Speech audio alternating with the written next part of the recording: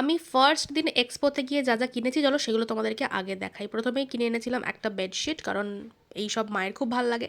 আর আমি নিজের জন্য একটা ব্লাউজ কিনেছিলাম, এটা সুন্দর একটা প্যাডেড ব্লাউজ।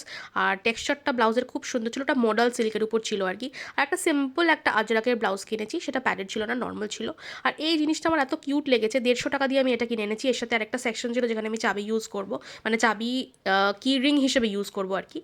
আর অ্যান্টি টার্নিশ যে দোকানটা ছিল, সেই দোকানটা এত সুন্দর সুন্দর কালেকশন, এত স্টেটমেন্ট পিসেস ছিল, তো আমি দুটো কানের দুল কিনেছিলাম, দামগুলো তো দেখতেই পেলে তোমরা।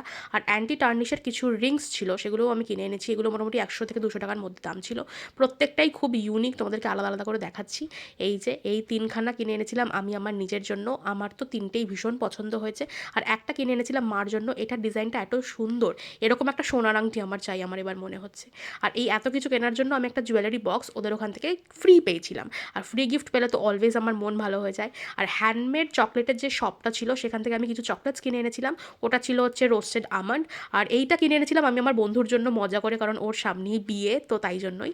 আর এই যে আমসত্ত্ব চকলেটও কিনে এনেছিলাম, এটা হচ্ছে ওদের কার্ড, তোমরা চাইলে ওদের থেকে অর্ডার করতে পারো, বেশ সুন্দর চকলেটের কালেকশন, তাই জন্য কার্ডটা শেয়ার করলাম। আর এটা ছিল আমার first day shopping. Second day আমি আরও অনেক জিনিস কিনেছি, সেটা আমি তোমাদেরকে অন্য একটা ভিডিওতে দেখাবো।